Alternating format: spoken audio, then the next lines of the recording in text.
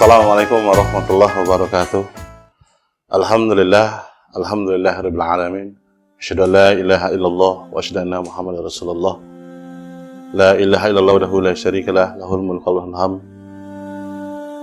Kaum muslimin dan muslimat, pangcek-bicek sekalian mengangat. Hari ini Ramadan 1441 Hijriah.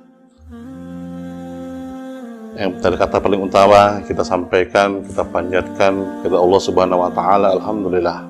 Sekalian rahmat Allah jualah hingga pada hari ini kita semua masih diberikan oleh Allah kesehatan. Masih diberikan oleh Allah kemampuan untuk tetap beristiqomah melaksanakan ibadah puasa dengan sebaik-baiknya. Salawat tiring salam semoga senantiasa kita curahkan kepada junjungan kita Nabi besar Muhammad sallallahu alaihi wasallam. Allahumma sholli ala Muhammad wa ala ali Muhammad. Saudaraku, Ramadan di tahun ini tidak seperti Ramadan-Ramadan sebelumnya. Ramadan yang kita rindukan sangat berbeda di tahun ini. Mengapa? Karena di tahun ini kita di tengah pandemi wabah virus corona yang menyebabkan suasana Ramadan begitu berbeda. Biasanya di subuh hari kita dengarkan suara-suara tadarusan dari masjid-masjid maupun musola-musola yang ada. Tapi saat ini begitu sunyi dan sepi. Kerinduan akan Ramadan menjadi sirna di tahun ini. Terlepas lagi masjid begitu banyak yang ditutup, sehingga beribadah pun dilaksanakan di rumah. Semoga Allah Subhanahu wa taala memudahkan segala amal ibadah kita, meskipun di rumah kita tetap khusyuk melaksanakan ibadah. Kerinduan akan Ramadan tidak terlepas dari kerinduan kita akan Rasulullah SAW. Al-Fakir teringat sebuah kisah. Kisah ini terjadi pada diri Rasulullah SAW sebelum beliau wafat. Rasulullah SAW telah jatuh sakit agak lama ketika itu, sehingga keadaan beliau terlihat amat sangat lemah. Pada suatu hari Rasulullah SAW meminta Bilal memanggil semua sahabat datang ke masjid. Wahai Bilal, panggil semua sahabatku ke masjid. Dan tidak begitu lama para sahabat berkumpul menuju ke tempat Rasulullah SAW. Rasulullah masuk ke masjid, lalu beliau duduk di atas mimbar. Wajahnya terlihat begitu pucat, menahan sakit yang tengah dideritanya. Kemudian Rasulullah SAW berkata, wahai sahabat-sahabatku semua, aku ingin bertanya, apakah telah aku sampaikan kepadamu bahwa sesungguhnya Allah Subhanahu wa taala itu adalah satu-satunya Tuhan yang layak disembah. Semua sahabat menjawab dengan suara bersemangat, benar wahai Rasulullah, engkau telah sampaikan kepada kami bahwa sesungguhnya Allah Subhanahu wa taala adalah satu-satunya Tuhan yang layak disembah. Kemudian Rasulullah SAW bersabda, persaksikanlah ya Allah, sesungguhnya aku telah menyampaikan amanah ini kepada mereka. Kemudian Rasulullah SAW kembali bersabda, dan setiap apa yang Rasulullah sabdakan selalu dibenarkan oleh para sahabat. Akhirnya sampailah pada satu pertanyaan yang menjadikan para sahabat sedih dan terharu. Sesungguhnya aku akan pergi menemui Allah Subhanahu wa taala. Dan sebelum aku pergi, aku ingin menyelesaikan segala urusanku dengan manusia. Maka aku ingin bertanya kepada kalian semua, wahai sahabatku, adakah aku berhutang kepada kalian? Aku ingin menyelesaikan hutang tersebut, karena aku tidak mau bertemu dengan Allah Subhanahu wa taala dalam keadaan berhutang dengan manusia. Ketika itu semua para sahabat diam, dan dalam hati masing-masing berkata, mana ada Rasulullah SAW berhutang kepada kita? Kamilah yang banyak berhutang kepada Rasulullah SAW. Rasulullah mengulangi pertanyaan tersebut sebanyak 3 kali, namun para sahabat tetap diam. Namun seketika seorang lelaki yang bernama Uqasyah, seorang sahabat mantan preman sebelum ia masuk Islam, berdiri dan berkata dengan lantangnya, ya Rasulullah, aku ingin sampaikan masalah ini seandainya ini dianggap hutang. Maka aku minta engkau selesaikan, seandainya bukan hutang, maka tidak perlulah engkau menyelesaikan apa-apa. Rasulullah pun berkata, sampaikanlah wahai Ukasyah. Maka Ukasyah pun mulai bercerita. Ketika itu aku masih ingat wahai Rasul, ketika perang Uhud. Suatu ketika engkau menunggang kuda. Lalu engkau pukulkan cemeti ke belakang kuda. Tetapi cemeti tersebut tidak kena pada belakang kuda, tapi justru terkena pada dadaku. Karena ketika itu aku berdiri di belakang kuda engkau tunggangi wahai Rasulullah. Mendengar hal tersebut, Rasulullah segera berkata, sesungguhnya itu adalah hutang wahai Ukasyah. Kalau dulu aku pukul engkau, maka hari ini aku akan terima hal yang sama. Dengan suara yang agak tinggi, Ukasyah berkata, kalau begitu, aku ingin segera melakukannya wahai Rasulullah. Ukasyah seakan-akan tidak merasa bersalah mengatakan hal tersebut. Sedangkan seketika itu pula sebagian sahabat berteriak marah kepada Ukasyah. Sesungguhnya engkau tidak berperasaan, Ukasyah. Bukankah baginda sedang sakit? Ukasyah tidak menghiraukan semua hal tersebut. Ia makin mantap ingin memukul Rasulullah SAW. Rasulullah meminta Bilal untuk mengambil cambuk di rumahnya, untuk bertemu dengan Fatimah dan mengambil cambuk tersebut. Lalu Bilal meminta cambuk itu dari Fatimah. Fatimah pun bertanya dengan penuh heran, wahai Bilal, untuk apa Rasulullah meminta cambuk ini?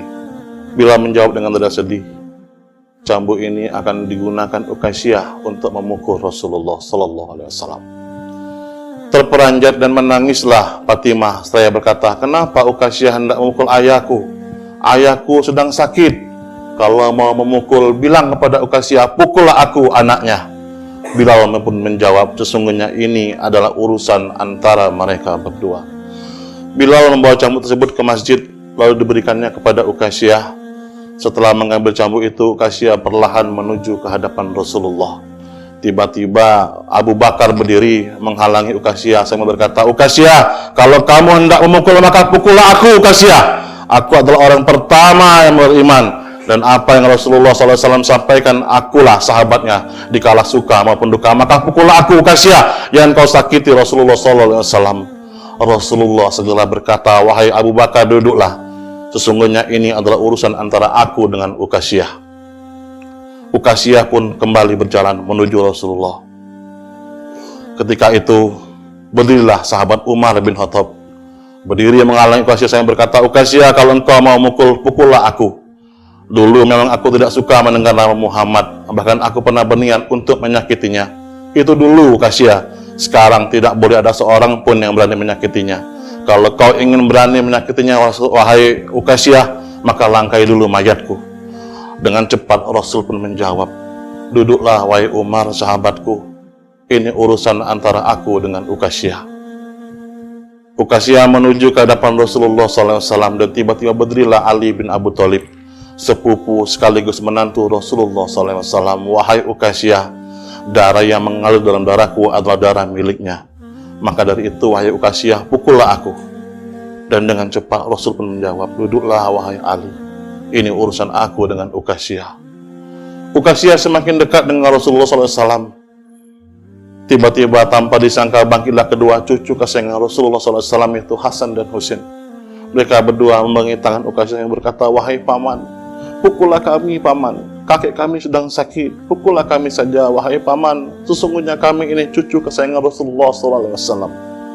Dengan memukul kami, sesungguhnya itu sama dengan menyakiti kakek kami wahai paman. Lalu Rasulullah berkata dengan penuh kasih sayang, wahai cucu-cucu kesayanganku, duduklah kalian. Ini urusan kakek dengan paman Ukasyah. Begitu sampai di tangga mimbar, dengan lantang Ukasyah berkata, bagaimana aku mau memukul engkau ya Rasulullah? Engkau duduk di atas dan aku di bawah. Kalau engkau mau aku pukul, maka turunlah ke bawah sini. Rasulullah SAW memang manusia terbaik, manusia yang kita cintai. Kekasih Allah itu tidak meminta beberapa sahabat memapanya ke bawah, tapi Rasulullah segera duduk di bawah kursi dan turun ke bawah. Lalu dengan suara tegas Ukasyah kembali berkata, dulu waktu engkau mukul aku ya Rasulullah, aku tidak menggunakan baju. Seketika para sahabat terkejut dan geram mendengar perkataan Ukasyah. Tanpa berlama-lama, dalam keadaan lemah, Rasulullah SAW membuka bajunya. Kemudian terlihat Rasulullah dengan tubuhnya yang sangat indah sedang terikat beberapa batu di perutnya, saudaraku. Ini adalah pertanda bahwa Rasulullah sedang menahan lapar. Kemudian Rasulullah SAW berkata, "Wahai Uqasyah, segeralah dan janganlah kamu berlebih-lebihan, nanti Allah Subhanahu wa Ta'ala akan murka kepadamu." Uqasyah langsung menghambur menuju Rasulullah SAW. Cambuk di tangannya ia buang jauh-jauh. Kemudian ia peluk tubuh Rasulullah SAW seerat-eratnya sambil menangis jadi-jadinya. "Ya Rasulullah, ampuni aku Rasulullah, maafkan aku Rasulullah. Mana ada manusia yang sanggup menyakiti engkau ya Rasulullah. Sengaja aku melakukannya agar aku dapat merapatkan tubuhku dengan tubuhmu ya Rasulullah. Karena engkau pernah mengatakan barang siapa yang kulitnya pernah bersentuhan denganku, maka diharamkan api neraka atasnya. Seumur hidupku aku bercita-cita wahai Rasulullah dapat memelukmu, karena sungguhnya aku tahu bahwa tubuhmu tidak akan dimakan oleh api neraka. Dan sungguh Rasulullah, aku takut dengan api neraka. Maafkan aku ya Rasulullah." Dan Rasul pun tersenyum dan berkata, "Wahai sahabat-sahabatku semua, kalau kalian ingin melihat surga, maka lihatlah Uqasyah." Semua sahabat menitikkan air mata. Kemudian para sahabat bergantian memeluk Rasulullah SAW. Semoga saudaraku dengan cerita ini membuktikan kecintaan kita kepada Allah Subhanahu wa Ta'ala, terkhusus kekasihnya yaitu Muhammad SAW. Allahumma sholli ala Muhammad wa ala ali sayyidina Muhammad. Allahumma sholli alaihi wasallam. Saudaraku, kerinduan akan Rasulullah terpapar dalam kerinduan kita terhadap Ramadan tahun ini.